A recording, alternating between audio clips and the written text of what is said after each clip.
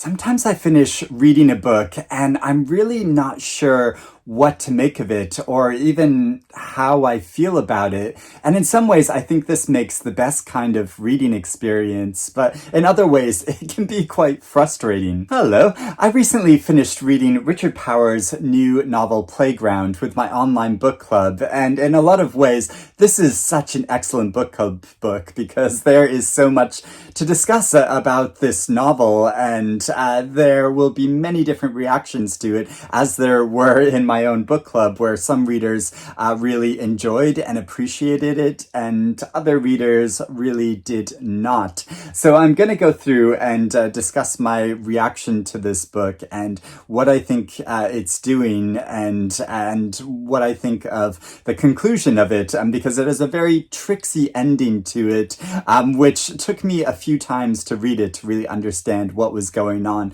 But I'm not going to give any spoilers right now. I'll discuss the end of the book later on, and I'll really mark out when that is going to happen in case you haven't read it yet. But if you have read it, I know you'll want to discuss that conclusion. So this is a story which has a lot going on in it. There's many different characters, although I think there's probably four primary characters to the novel overall. So there is Todd, who is a kind of tech geek that comes from a privileged white background, though he's very much made his own fortune. And there is Rafi, who's a real lover of literature and books, who comes from a working class black background. And he and Todd form a friendship over time and a love of playing games together.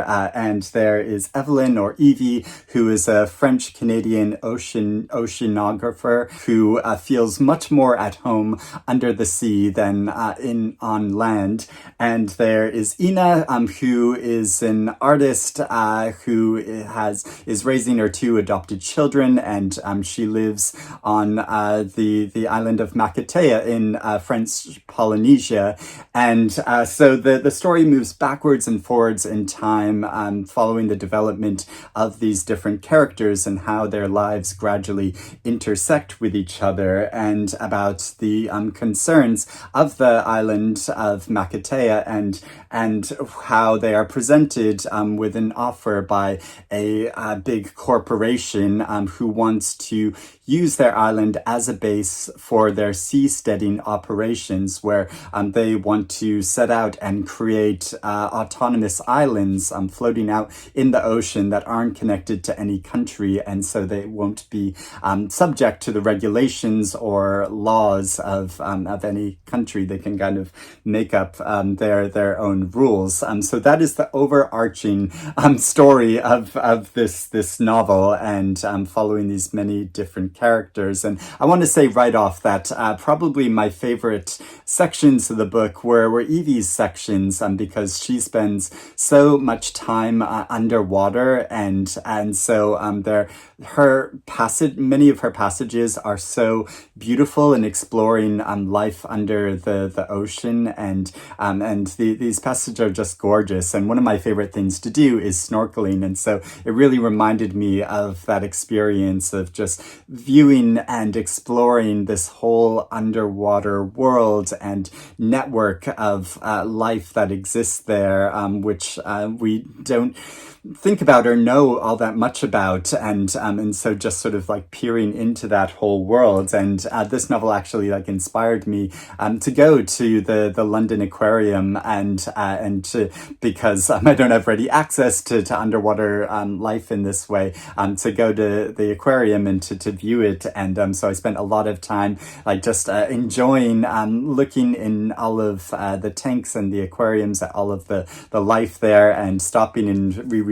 passages of this. So I took some footage of that, so I'm going to show that while reading aloud some passages of this book that I found especially beautiful. Just to give you a flavor of the prose. Her pulse rose. A handful of reef manta rays, Mobula alfredi, hovered above a coral outcrop, faced into the current, waiting to be cleaned.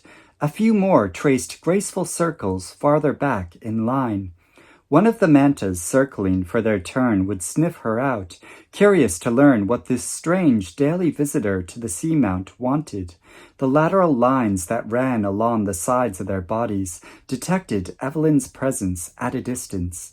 Jelly-filled canals beneath pores just beneath their eyes could feel her magnetic fields. She lost herself in watching, the great pleasure of her life. So her whole body jerked in alarm when a great shadow passed over her, darkening the water. She twisted around and looked up to see a creature with a wingspan wider than the house she now lived in, gliding above her head, Mobula birostris, the giant oceanic manta ray, perhaps 30 years old and 6 meters across from tip to tip.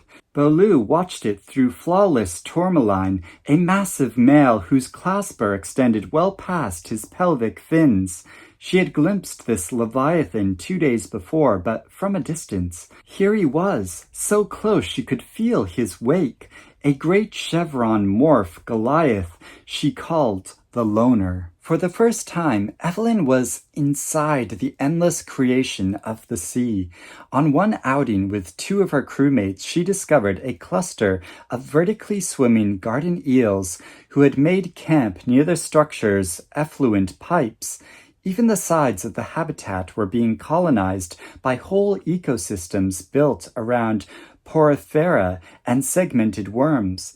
She learned when the long-snout butterfly fish would show up to peer in the windows. She delighted in the bonanza of night-feeding tarpon and amberjack who feasted on the buffet of fingerlings hypnotized by the tektite's lights. She swam at night in waters full of bioluminescent plankton. The sea sparkled like silent fireworks whenever she flicked a limb. She swiped her hand in front of her face, igniting a living candle. She focused her dives on the carrier transport. Most of its half a dozen holds were punctured. The steep sea cliffs of the hull, 400 feet long, were encrusted with sessile animals. All around the wreck grew several dozen species of plants. She did a quick tally of corals but lost count well before 100. The fish were even more various. Sharks, barracuda, trevallies, snappers, and other top predators abounded. The colors alone defied belief. Black coral decorated the hull and visible deck, spectral sponges in crazy numbers, silver, pallid, and alabaster, encrusted the gunwales and waved in the current. Milky glassfish patrolled the wreck's burst holes. Clouds of nacreous pearly dartfish and blue-green chromis damselfish schooled around her, running their own investigations.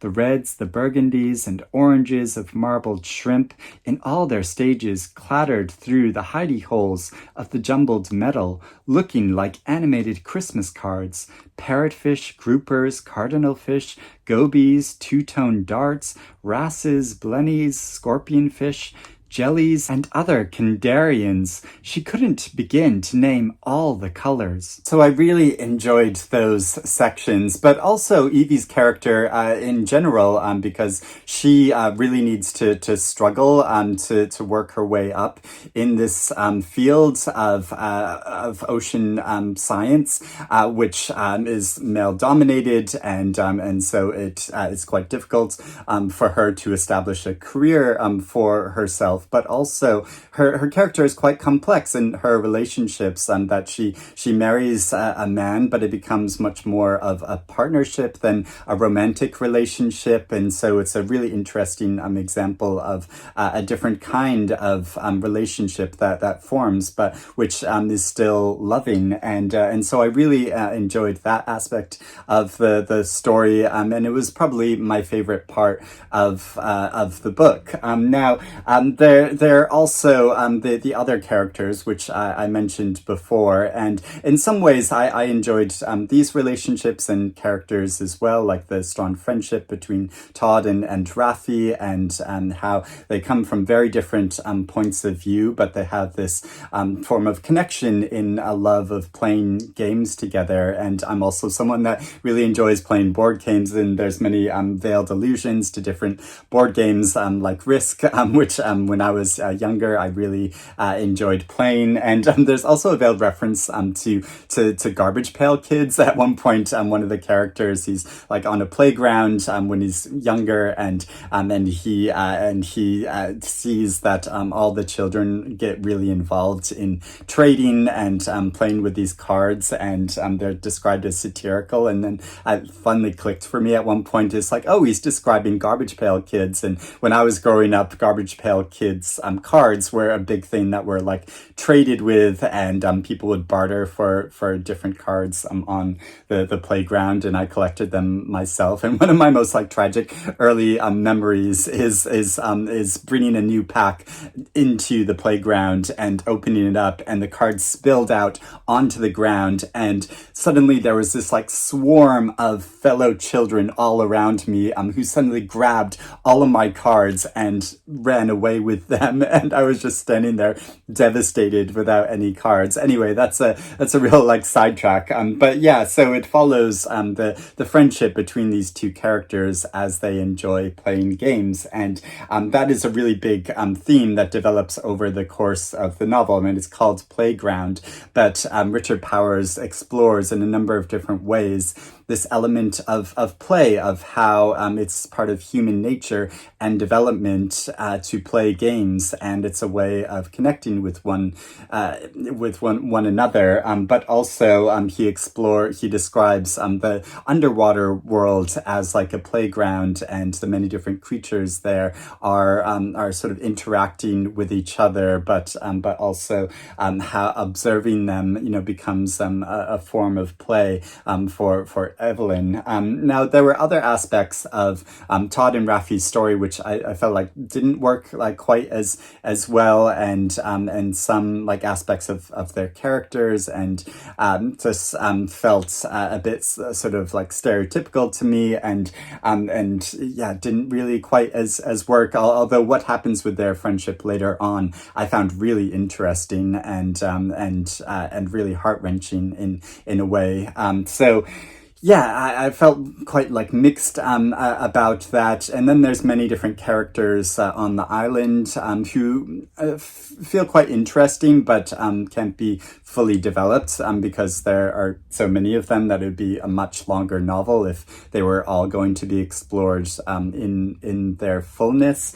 So yeah, in the story in general, I felt quite mixed about it and where it was going. But then I start thinking about like the themes overall, and they come to have more impact of the way that Powers is exploring the environment and also the development of technology and AI, and that plays out in a really interesting way much later on in the novel, in the conclusion. But before I get into that, I want to talk about this in relation to Richard Powers' other recent novels of his novel The Overstory and Bewilderment, and he's described as Playground as being kind of the third book in a kind of thematic trilogy that he's created, and these books do look at environmental issues in a very like broad way, and exploring them from a number of different angles.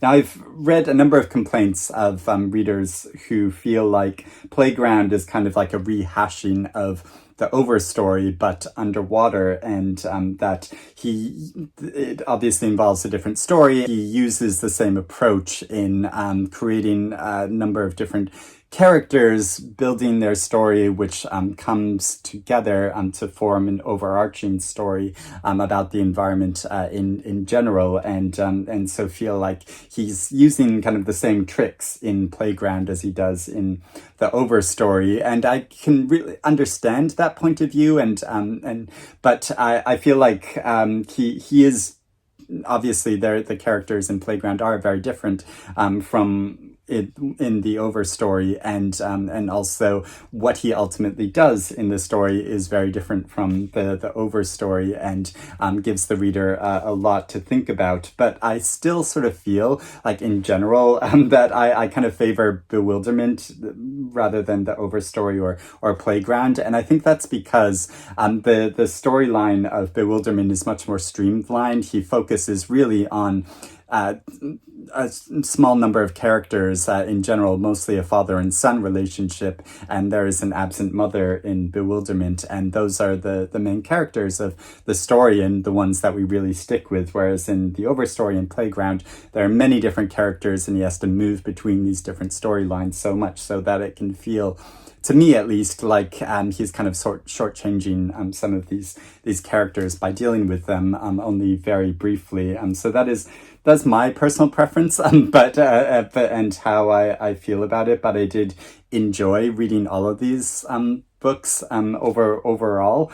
But yeah, it was also really interesting when Bewilderment came out, and I interviewed Richard Powers here on my channel, and it was really interesting setting up that interview because Richard Powers lives quite remotely. He lives up in the Smoky Mountains, and his publisher described to me how it's really difficult communicating with him, that if they actually want to speak with him, he needs to basically drive to the top of a mountain to be able to have reception to speak with them. So he lives very remotely and without any internet or immediate phone access, which is so interesting when reading Playground, because it is so much about technology and the development of AI, and there is so much going on and so much research that goes into this novel that it feels like he must be really up on these things. And Playground itself is a kind of social network, online social network that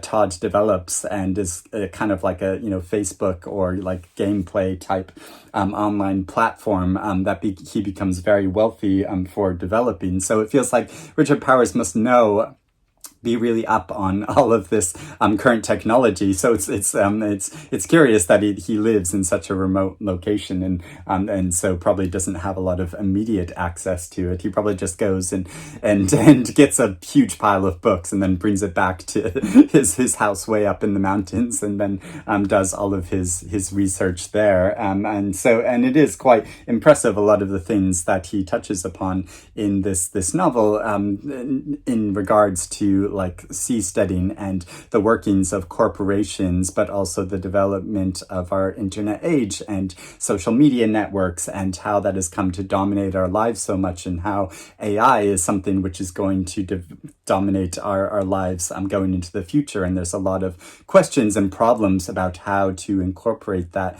in a way which is fair to people and individual creativity and all of that. So I'm going to get into the conclusion now. So there will be spoilers here. So if you've not read the book yet and still want to read it, then you might want to click away and come back and watch this part when you have finished the ending. But yeah, so I'm going to get into it now. So when the novel works towards its conclusion, and the residents of this island are trying to make their final decision about seasteading, it turns out that Todd is behind this corporation that wants to develop this seasteading operation, and that he's actually traveling to the island, and he has described over the course of the narrative how he is increasingly suffering from a degenerative illness which will cause his memory to be lost, and it shows towards the end of the book. He describes how the bulk of this narrative, which all of his sections have been in these italicized sections, and so we've got his direct narrative writing to someone from a present point of view, but the rest of the sections are in normal text, and it is eventually revealed how he has been feeding lots of documents and all of the information about his life and people that he's known into this AI system that he has developed, and he has asked this AI system to create a story and narrative about the people in his life for him. And so all of these other sections that we've read are actually have been created by this AI system that Todd has created. And so Powers kind of pulls the rug out from under us and is saying that the bulk of this novel has been written by AI. Now, my book group has had a lot of discussion about this. I'm first just trying to understand what is going on, and I think I've understood it, but let me know if you have other theories or ideas about the conclusion different from what I just described. But I think that's the primary thrust of the story and what he's saying in the conclusion. And this naturally makes us think back to the early parts of the book and how whether this was really the truth of it, or if this is like a construct that the AI has created, and then the meaning of that.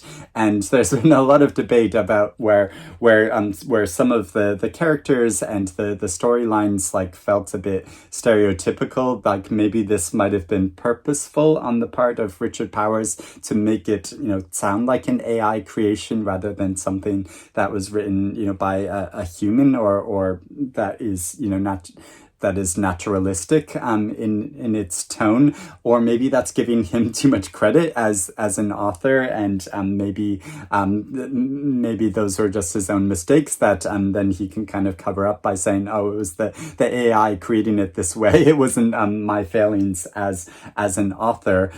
Or some members of my group even proposed maybe Richard Powers fed information into an AI system, and that these sections really were created by AI. I don't think that's true. I think Richard Powers probably did actually write all of this novel and created this whole construction, but it raises all these really interesting questions, because now we are living increasingly in an AI age where things we read online and on social media websites, we don't know if those were actually written by humans or were created artificially, because for the sake of us provoking a reaction from us, and to encourage us to interact with these online platforms more and spend more time on them, and thus creating more revenue for these websites.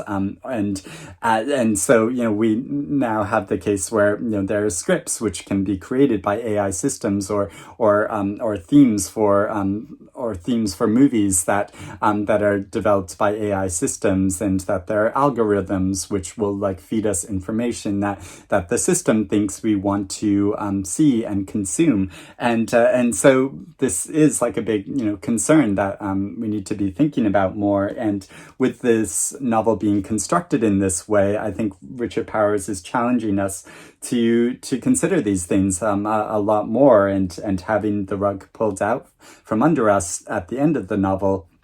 In this way, we naturally have to start thinking about all of these things in more detail in our everyday lives, as well as to do with the novel in particular. Now, whether that works for the reader or not is a bigger question. I'm still trying to figure out how I feel about it, because in some ways, yeah, I think that's really interesting and ingenious, but then in other ways it made the actual reading experience of the novel a bit more of a slog, because I naturally preferred some of the characters and storylines to others. I kind of gravitated towards those, and so found it a somewhat uneven reading experience overall. But then getting to that conclusion and trying to think about the storyline overall is yeah, it allows a lot more complexity and also a poignancy because he had such a strong friendship with Raffi, who we discover actually died in kind of obscurity after trying to protect texts which were going to be destroyed. But he creates, or the AI system creates this alternative storyline for Raffi where he goes to live on this island where he marries Ina and is working as a teacher and raising these children and living an island life. And so it feels really sweet in a way that Todd has granted Raffi this alternative online life that he couldn't have in his actual life. And so yeah, there's there's many different layers to this and potential like increased poignancy to the ending of this book. And it's really clever and complex how he's constructed this novel overall. But again, as an actual reading experience, yeah, I felt a bit more uneven about it. And overall, I would probably prefer Bewilderment over Playground. But yeah, a really interesting read. And so I would love to know, have you read this book? How do you feel about it overall, and what do you think about it? Did you discern clues about maybe some of the narrative threads were written by AI before it got to that final conclusion? Did you figure out the conclusion? Do you have different ideas about that ending than what I've discussed? Please let me know all about that in the comments below. Or if you've not read this book, but want to read it now, yeah, please let me know about that and how you think this ranks amongst Richard Powers' many books. I mean, these are still the only 3 books that I've read by Richard Powers, and I still want to read some more of his back catalog. But I hope you're doing well and reading good things. And if you enjoy snorkeling and underwater life as much as I do, I would love to hear about that as well. Or if you have any diving or snorkeling experiences you want to tell me about, I would love to hear about them. But I will speak to you again soon. Bye-bye.